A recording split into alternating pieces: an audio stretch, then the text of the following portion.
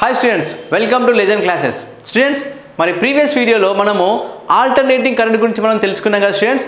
So ఈ వీడియోలో ఆ ఆల్టర్నేటింగ్ కరెంట్ మీద కొన్ని బిట్స్ అనేది మనము ప్రాక్టీస్ చేద్దాం. సో ఎగ్జామ్లో కూడా ఇలాంటి బిట్స్ మనకు వచ్చే అవకాశం ఉంటుంది కాబట్టి క్వశ్చన్స్ ఎలా ఉంటాయి, దానికి ఆన్సరింగ్ మనం ఏ రకంగా చేయొచ్చు, ఆ థియరీ కావచ్చు లేకపోతే ప్రాబ్లమ్స్ కావచ్చు. ఓకేనా students? So let's see the first question.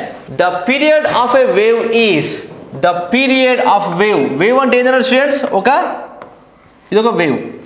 The same as frequency, time required to complete one cycle, expressed in amperes, none of the above. ఒక వేవ్ ఫామ్ ను కంప్లీట్ చేయాలనుకున్నట్టయితే దాని యొక్క టైం పీరియడ్ ఎలా ఉంటుంది is time required to complete one cycle. ఒక positive value ఒక negative వాల్యూని complete చేస్తే మనం ఏమంటుందని వేవ్ అని పిలుస్తాం ఇక్కడ, right? So the time to complete one cycle nothing but a time period. The form factor is a ratio of form factor. So different wave forms ki manam alternating quantities lo 3 values kanukunnam kada students. ఏంటి average value, RMS value and as well as the maximum value. So these 3 values we are finding a new value, new factors, that is form factor and peak factor. So form factor is nothing but what? It is a ratio of RMS value to the average value. RMS value to the form factor is equal to VRMS by V average or IRMS by I average value. This is the formula to find the form factor. Okay, so answer is B. Next, two waves of the same frequency have opposite phase when the phase angle between them is. Okay, రెండు wave forms చూస్తున్నాయి, అవి ఎలా ఉన్నాయన్నట్టు opposite గా ఉన్నాయి. How they are opposite to each other, they are not in the same direction, they are in opposite direction. And what is the angle, what is the phase angle between them is 360 180 60 0 degrees.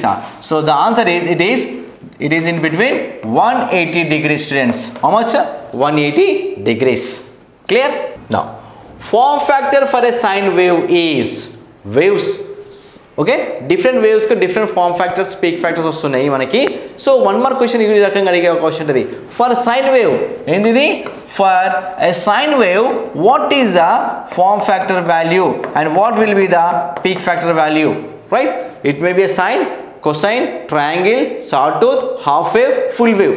So like that different waveforms, different relations will be there, right? So form factor of a sine wave is 1.11.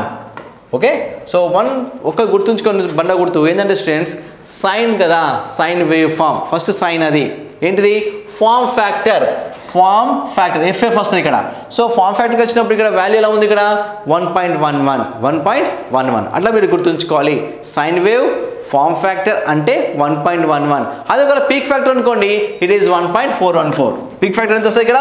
1.414. That is √2 value. ఏంటిది? √2 value. అట్లా మనం గుర్తుంచుకునే అవకాశం ఉంటుంది students. Next, for a frequency of 200 Hz the time period will be frequency given. What is the value of time period?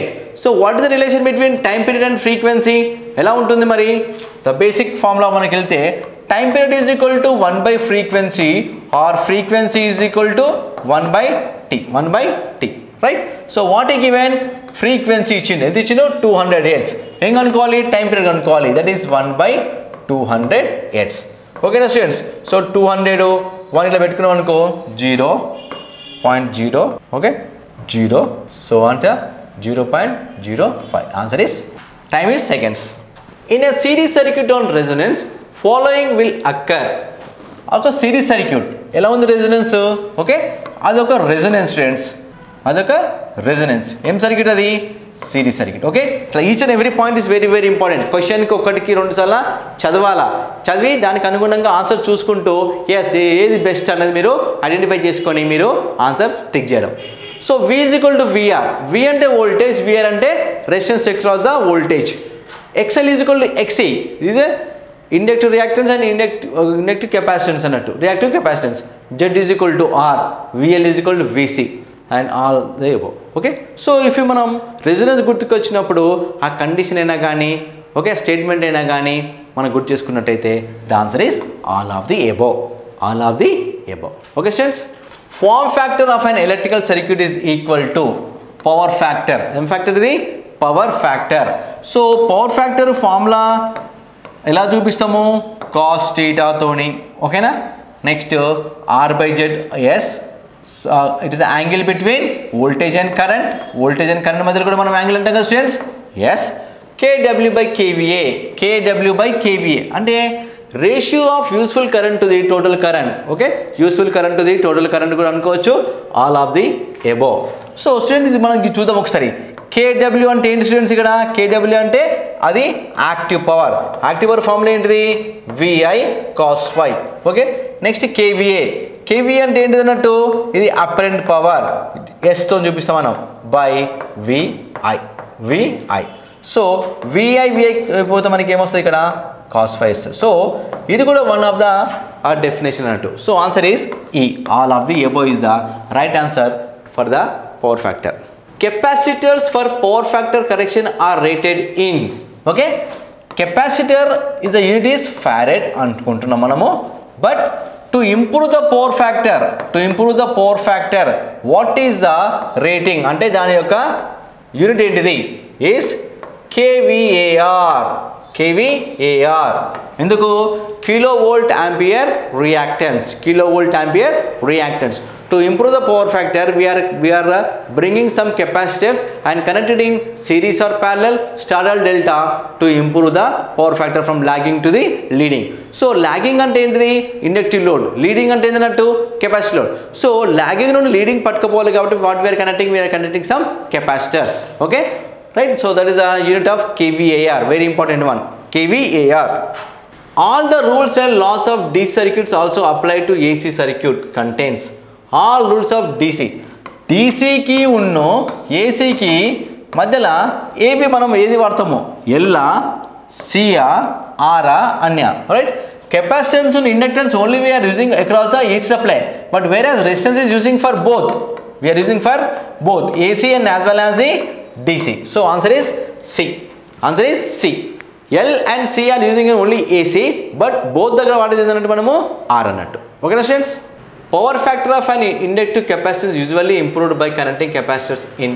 చూడండి, power factor మనం వాడుతున్నాం ఎందుకు?